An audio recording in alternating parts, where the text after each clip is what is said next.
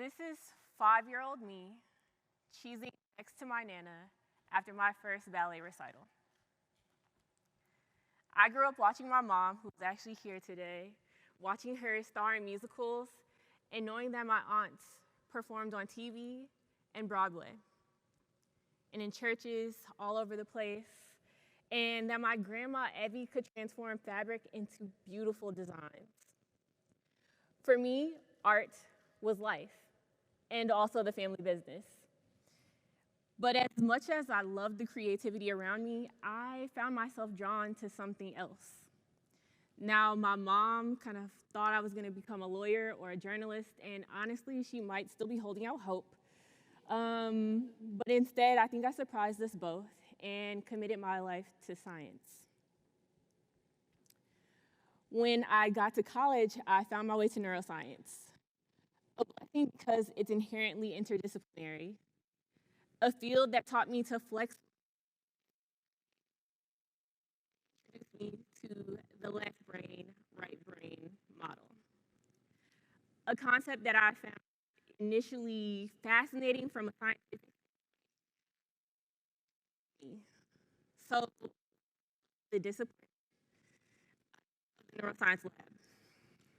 Mice, monkeys, petri dishes. Oh no. Remember, oh, okay, you guys, no problem. Can you guys hear me now? All right. I remember studying the neuronal activity of the giant squid, a fascinating but very removed experience.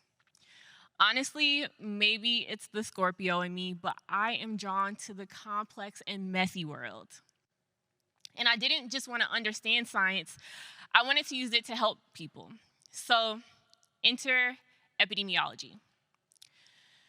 Now, epidemiology is often thought of as solely a left-brained field, data-driven, analytical, and evidence-based. But is it really? What if epidemiology is also right-brained, rooted in creativity, intuition, and human connection? And what if that right brain part of epidemiology is actually our superpower? So, now I'm going to ask you guys to go back to school with me, but don't worry, there's not going to be a pop quiz. I want you to think back to your first stats class or some first-year science course. The rules were clear. If this was an epidemiology or biostats 101 course, you might have learned how to structure a case definition, how to interpret a p-value, how to calculate a confidence interval. There was comfort in the clarity that if you followed the method, you would always get the right answer. It was straightforward, left brain work.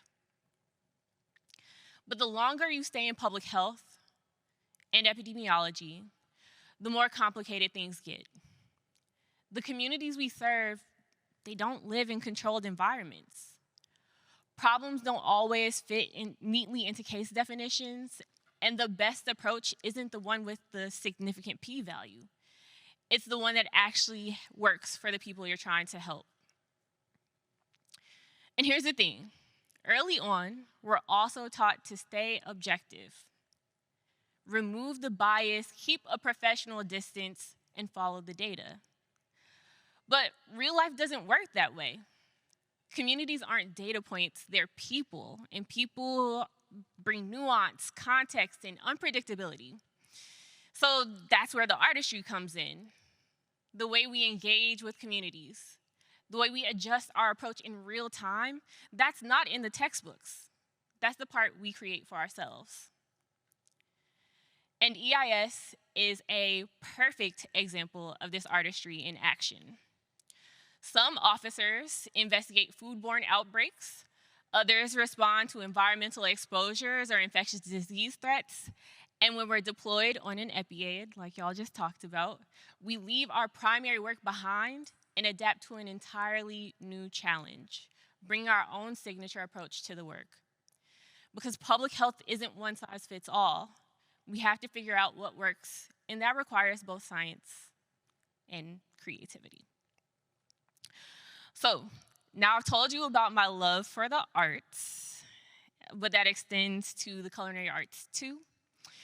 If someone was to peek at my TV algorithm, they'd see a whole lot of true crime.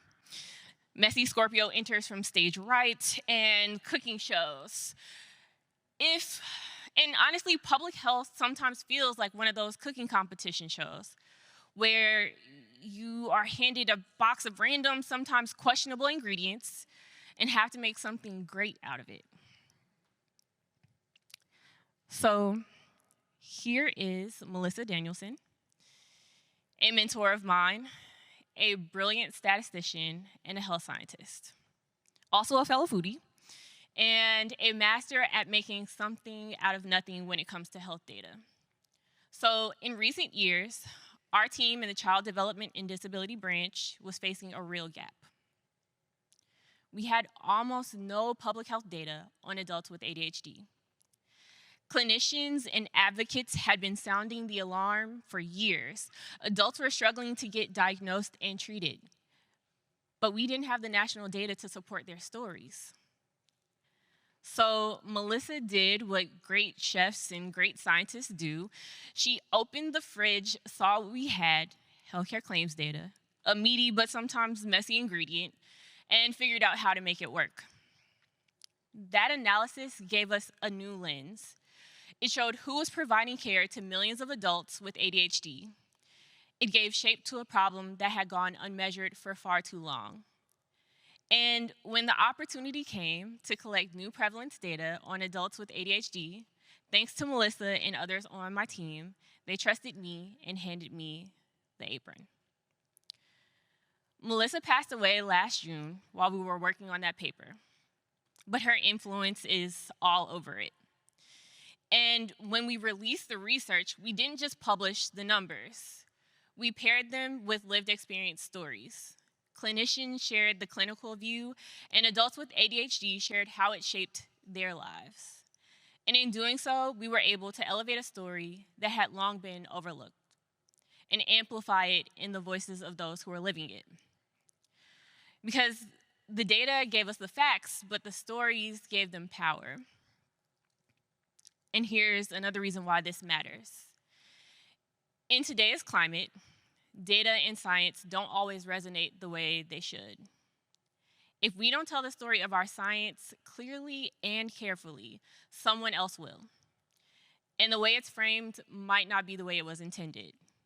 Because the truth is, stories last. Okay, now pop quiz. Just kidding, I promise I wouldn't do that. But seriously, if I asked you to name the most cited MMWR of the past decade, what comes to mind? Now, I think I see some of you pulling out your phones now, and that's not the point, because most of us will have to look that up. As important as the scientific papers are, and they really are important, they don't always stick. But now if I ask you to picture the Mona Lisa, you can see it almost instantly without me pulling it up on the screen. Not because it's the most detailed or even the most correct piece of art, but because it's memorable. It endures, it tells a story, and makes you feel something. But part of the reason why it endures is because we were taught to remember it. For many of us, we first encounter it in a textbook or on a t-shirt far from its original context. The Mona Lisa didn't just last, it was curated into history, reproduced, promoted, and preserved. Now, for some of us, the memorable works of art of ours don't exist in the Louvre. Maybe they're a Basquiat or a Frida Kahlo. But the point is that art, like science, can reflect power, who creates it, who frames it, and who gets remembered. Now, another element of art is the technique, and I know for the epidemiologists in the room, we all love our technique as well. We nerd out over clean code, predictive models, a regression that runs on the first try without throwing an error, thank you. But the most powerful work resonates whether or not you understand the technique, because the best art transcends its tools.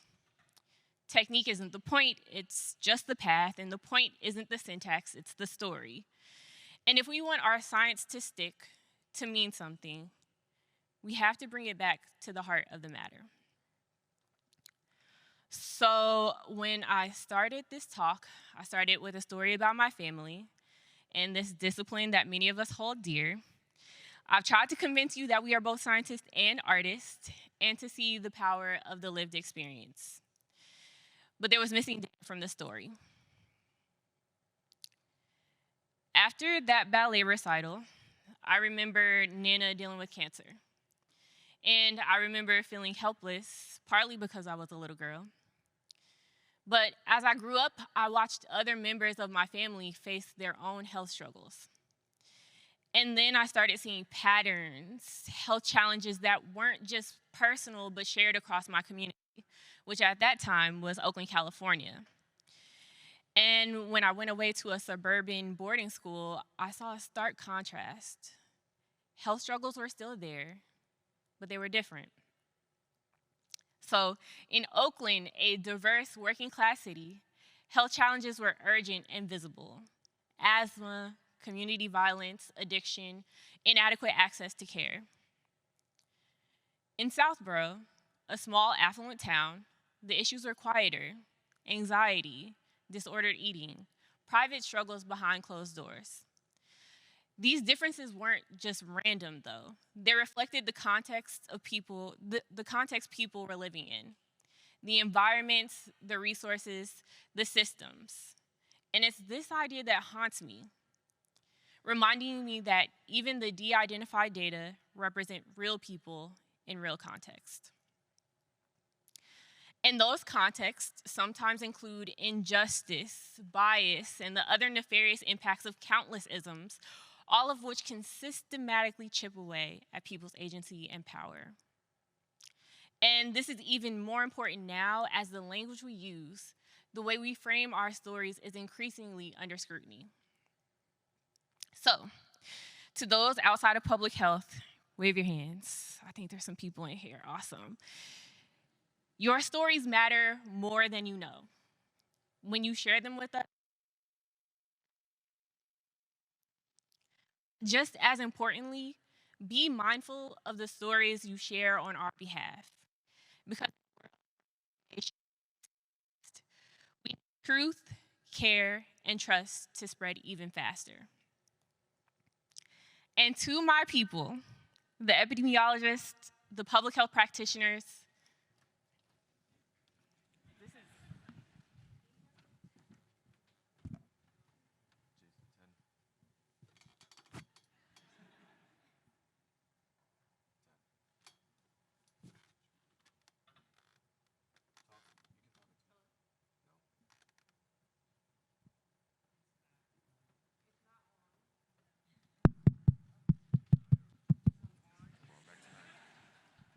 great, all right. And to my people, the epidemiologists,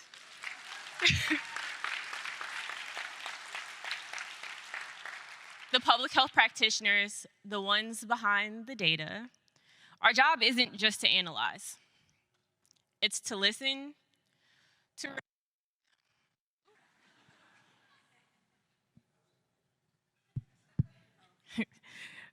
to tell the story right and tell it well. Because that's how we build connection. That's how we build trust. That's how we build something that lasts. Data aren't just data. They represent real people, real communities, and real lives. And that's why public health can't just be science. It has to be art. Thank you.